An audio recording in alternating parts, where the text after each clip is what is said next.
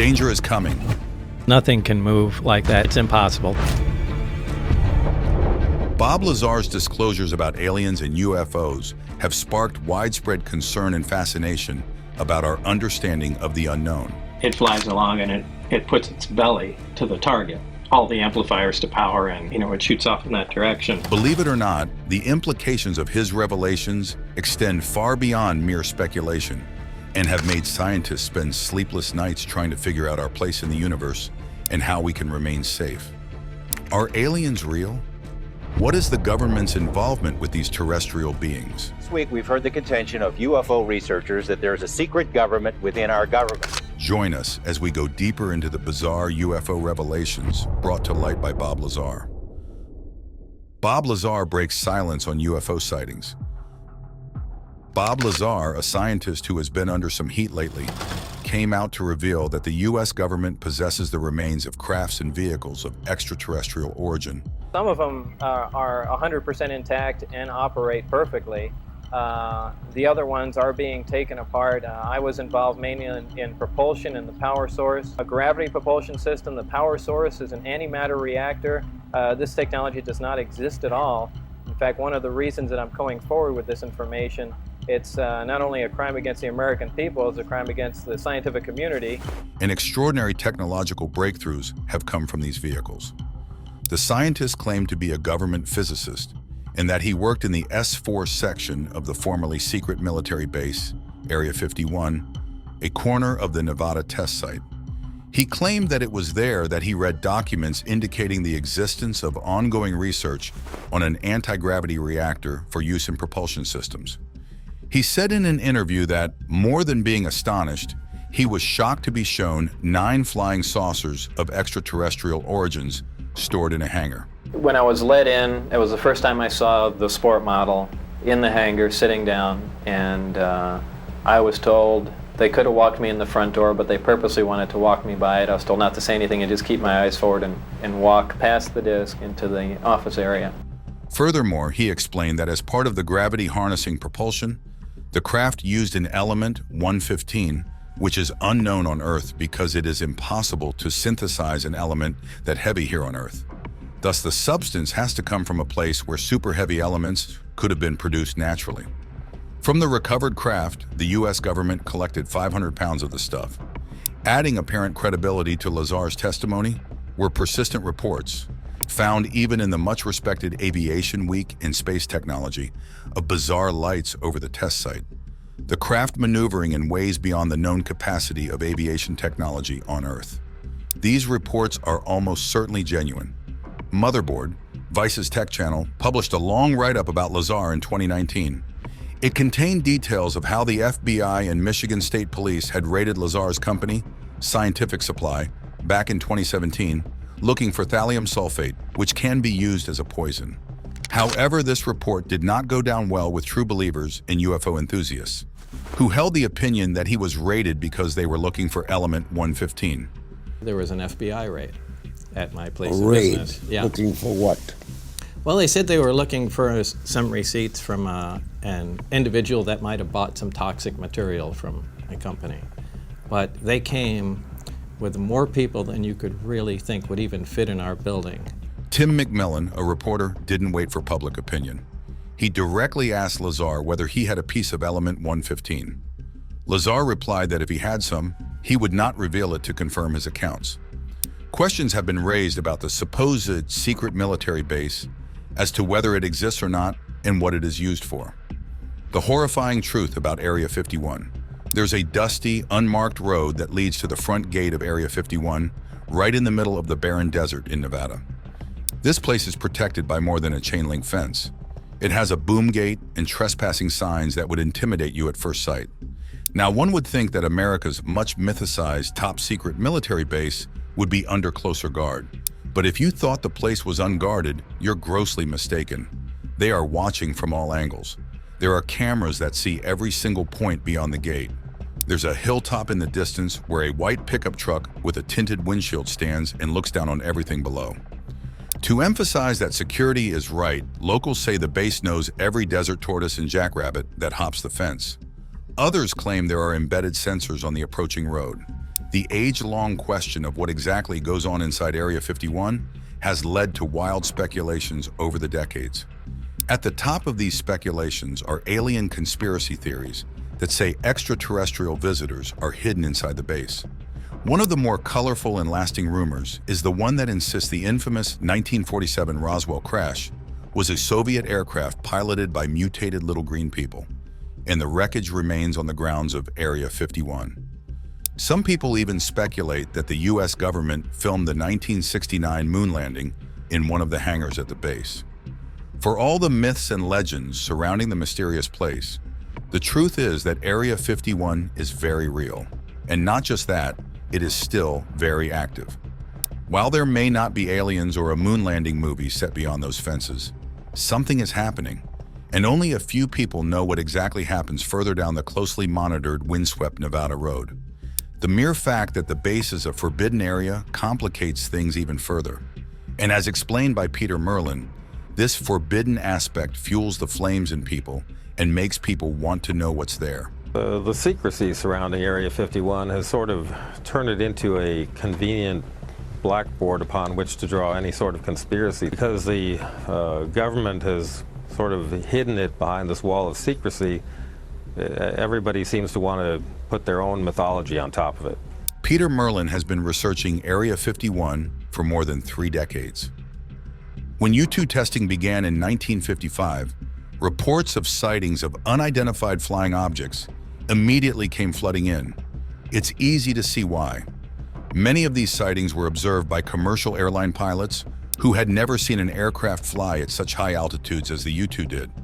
While today's airliners can soar as high as 45,000 feet, in the mid-1950s, airlines flew at altitudes between 10,000 and 20,000 feet, no higher. Known military aircraft could reach 40,000 feet. Some believed manned flight couldn't go any higher. So it wasn't surprising that the U-2, flying at altitudes over 60,000 feet, looked completely alien to people. Naturally, the Air Force officials were aware that the majority of these unexplained sightings were U-2 tests. But what complicated matters was that they were not allowed to reveal these details to the public. Interestingly, the most recent 2013 CIA report confirms Area 51's existence. At least now, we're sure it exists. While the 1998 version does have significant redactions when referencing the name and location of the U-2 test site, the nearly unredacted version from 2013 reveals much more, including multiple references to Area 51, Groom Lake. There's even a map of the area. But even with all these explanations, the alien conspiracies gained more ground in 1989 when Bob Lazar claimed in an interview on Las Vegas local news that he'd seen aliens. Not only did he see the aliens, he had helped to reverse engineer alien spacecraft while working at the base. Unsurprisingly, many people, especially skeptics of UFOs, have disregarded this as fiction and, to some extent, are even offended at the notion. One such skeptic, Peter Merlin, has spent years talking with former Area 51 engineers and employees angered by all the fuss about it. The claim of this scientist itself may not be enough to draw so much attention, but as a result of some factors, the claims became a full-blown headline. How did Lazar's narrative become so popular? In a world where the internet reigns and where information spreads rapidly, stories can be formed with each tweet, blog post, television presentation, or any other social media post. The media played a major role in bringing Bob Lazar's claims to global attention. Although his narratives were captivating and thought-provoking on their own, the media's activities amplified them and moved them from mere rumors to mainstream disclosure, bringing them all to new heights. He said it's a secret that needed to be told to the world, that his life was in danger, and that he was coming forward and wanted to tell. Investigative journalist George Knapp, a respectable figure in journalism, was instrumental in Lazar's exposure to the public. Ever since Lazar first came forward with a story about the time spent at S4 working on extraterrestrial spacecraft in 1989, he has grown reluctant to speak about what he claimed to have seen at Area 51. The film, made by Corbell, is the first major interview that Lazar has given about his beliefs regarding extraterrestrial technology on Earth in nearly 30 years. In May of 1989, there was an interview with a person who chose to be anonymous, bearing the name Dennis, with Las Vegas-based reporter George Knapp. In the interview, which is also included in Corbell's film, together with a lot of other archival footage from Lazar's time in the international spotlight, Lazar describes how he had worked on the propulsion systems for 9 flying saucers of extraterrestrial origin. These were in the possession of the U.S. military. Lazar claimed at that time that he came forward with information about extraterrestrial technology in the government's possession simply because he believed it was a crime against the American people and scientific community to keep such information a secret. Shortly after his first interview, Lazar grew bolder and gave up his anonymity. He came out in his own name and did several other interviews about his time at Area 51, but this time under his name. These were broadcast around the globe, and in no time at all, the top secret military base was turned into a pilgrimage destination for UFO believers. As Knapp says in the film, Lazar had put Area 51 on the map, but while doing that, he also put himself out in public. When Corbell met with Lazar in California, he made it clear that he had no ulterior motives and no reason to lie about what he was working on in the mid-80s. If anything, Lazar said, his decision to come forward with this information had changed his life for the worse, both financially and professionally. The narratives may have gone viral both online and offline, but they are not without criticism. The controversy surrounding Bob Lazar's claims. Lazar claims that he obtained a master's degree in physics from the Massachusetts Institute of Technology, MIT, and another degree in electronics from the California Institute of Technology, Caltech. However, both universities denied having any record of him. In other words, he was never their student. 2 scientists, Stanton T. Friedman and Donald R. Prothero, have stated that either of the 2 institutions would accept anyone with Lazar's high school performance record. When he was questioned, Lazar could not supply the names of his lecturers or fellow students from his time spent at MIT or Caltech. One supposed Caltech professor, William Duxler, who was supposed to have taught him, was at Pierce Junior College and had never taught at Caltech. Friedman asserted that it was quite obvious that if one can go to MIT, one doesn't go to Pierce. Lazar was at Pierce at the same time he was supposedly at MIT, and the 2 institutions have more than 2,500 miles between them. Lazar also claims to be a physicist in that he worked as such during his tenure at the Los Alamos Mason physics facility. A local journalist who interviewed Lazar about his interest in jet-powered cars in 1982 echoed this assertion. Some media outlets have since given him the name physicist. The inquiry was made into Lazar's position at the facility. However, it was revealed that his role was as a technician for a contractor firm and that he worked neither as a physicist nor for Los Alamos. The laboratory has no records on Lazar, whom Prothero states were. The Smithsonian and various mainstream news outlets have stated that his physicist designation is, in fact, self-proclaimed. Since 1989, Lazar has achieved public popularity as an Area 51 conspiracy theorist. In May of that year, he appeared in an interview with investigative reporter George Knapp on Las Vegas TV station KLAS under the pseudonym Dennis, and with his face hidden to discuss his purported employment at S4, a subsidiary facility he claimed exists near the Nellis Air Force Base installation, known as Area 51. He claims that the facility known as S4 was adjacent to Papoose Lake, which is located south of the main Area 51 facility at Groom Lake. He claimed the site consisted of concealed aircraft hangars built into a mountainside. Lazar said that his job was to help with the reverse engineering of one of 9 flying saucers, which in his claims were extraterrestrial in origin. He claims one of the flying saucers, the one he coined the sport model, was manufactured out of a metallic substance similar in appearance and touch to liquid titanium. In a subsequent interview later that November, he appeared unmasked and under his own name. He claimed that his job interview for work at the facility was with contractor EG&G and that his employer was the United States Navy.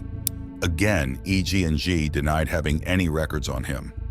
Skeptics have also discredited his supposed employment at Nellis Air Force and the United States Air Force. Lazar has claimed that the propulsion of the vehicle that was studied ran on an antimatter reactor and was fueled by the chemical element with atomic number 115, known as element 115, which at the time was provisionally named a nunpentium and had not yet been artificially created. It was first synthesized in 2003 and later named Moscovium. He said the propulsion system relied on a stable isotope of E115, which allegedly generated a gravity wave that allowed the vehicle to fly and evade visual detection by bending light around it. No stable isotopes of Moscovium have yet been synthesized. All have proven extremely radioactive, decaying in a few hundred milliseconds. Lazar said the craft was dismantled, and the reactor he studied was topped by a sphere or semisphere that emitted a force field capable of repulsing human flesh. He explained that the craft was split into two main levels. The reactor was positioned at the center of the upper level, with an antenna extending to the top, surrounded by 3 gravity amplifiers. These are connected to gravity emitters on the lower level, which can rotate 180 degrees to output a gravity beam or anti-gravity wave. The craft would then travel belly first into this distortion field. Lazar also claimed that during his joining the program, he read briefing documents describing Earth's historical involvement for the past 10,000 years, with extraterrestrial beings described as gray aliens from a planet orbiting the twin binary star system Zeta Reticuli. As of September 2019, no extrasolar planets have been found in the Zeta Reticuli system. Additionally, the Zeta Reticuli system is too young, with an average age of 1.5 to 3 billion years. It took 500 million years for the first cell to evolve on Earth, and 3 billion years for complex multicellular life to evolve after the Cambrian explosion. In 1989, Lazar said the seats of the saucer he saw were approximately child-sized, and that he had seen alien cadavers of a corresponding size. He said that while walking down a hallway at S4, he briefly glanced through a door window and saw what he interpreted as 2 men in lab coats facing down and talking to something small with long arms. 3 decades later, he said he did not think he saw an alien, but speculated that he saw a doll used as a reference for the size of the alleged aliens, and that a nickname used for them was the Kids. I don't think there was an alien there posing for him. I think they just had a small character or something, doing measurements or something. Again, we're talking about like a 400 millisecond glance. About his non-existent records, Lazar would have the public believe that his employment and education records have been erased. However, skeptics Donald R. Prothero, Stanton T. Friedman, and Timothy D. Callahan find this implausible. His story has drawn significant media attention, controversy, supporters, and detractors. Lazar has no evidence of alien life or technology.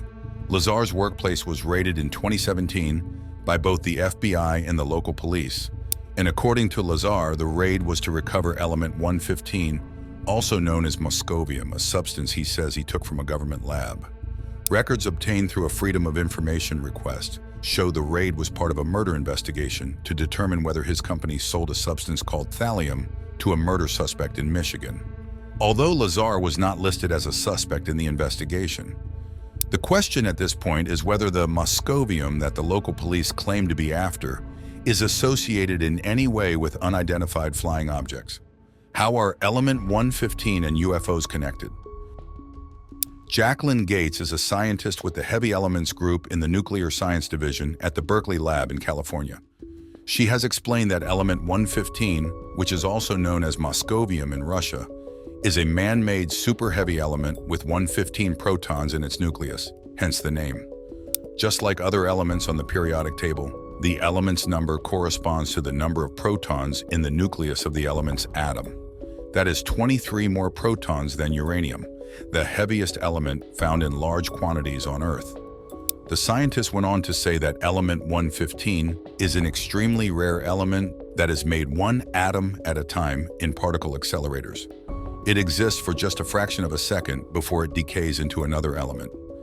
Even though the substance was only discovered in 2003, its name may sound very familiar, and this is because it has been associated with UFOs, aliens, and other related extraterrestrial phenomena for decades. Remember that Lazar claimed to be a former employee at Area 51, the famous and highly classified area of the Nevada Test and Training Range operated by the United States Air Force. His job had been to reverse engineer crashed alien flying saucers. He also said, without mincing words, that he'd personally worked with element 115, which was used to pilot alien spacecraft. Lazar said he had seen evidence of anti-gravity propulsion technologies, and 9 alien spacecraft were stored in a hangar at Area 51. Those spaceships ostensibly used a propulsion system that harnessed the inherent power of gravity and thus utilized the physical properties of element 115 to work their technological wonder. It is no news that the government doesn't confirm the employment of anyone who has worked at Area 51. The area is confidential for a reason. As some sources have pointed out, the gist of Lazar's claims has never been thoroughly disproved. Yet the very basic and fundamental science still contradicts his claims. According to Gates, there is no connection whatsoever between the discovery of element 115 and Bob Lazar's claims. All the created atoms of element 115 have decayed way too fast to be used to fuel UFOs. So instead of the excitement of seeing little green or blue men in incredible spacecraft, we're left with real, tangible science. For the people who are immersed in these advances daily, that's more than enough. After all, moscovium is an amazing element. According to Gates's explanation, it is a sign that we're pushing the boundaries of what we know about the universe. She further said that element 115 is special because it can be made easier than lighter elements like element 112 or element 113.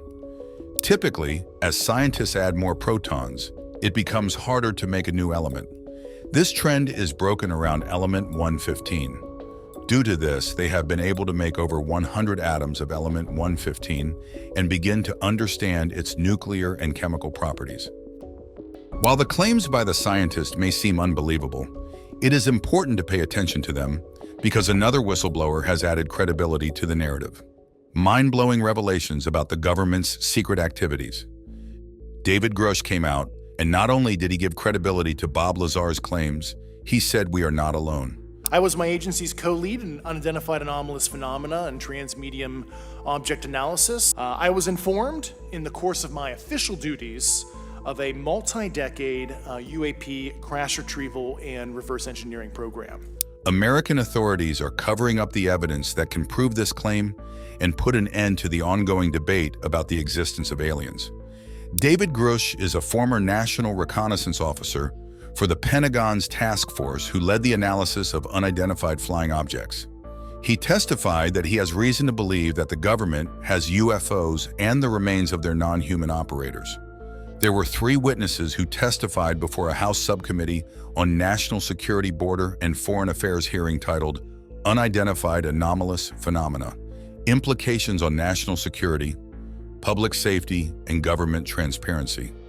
UFOs are now also known as UAPs. David Grush was one of the witnesses. Grush said he was asked in 2019 by the head of a government task force on UAPs to identify all highly classified programs relating to the task force's mission. He said his role in the government was to investigate what the military, defense, and other agencies knew about aliens and alien craft, but he was prevented from accessing secret government UAP programs.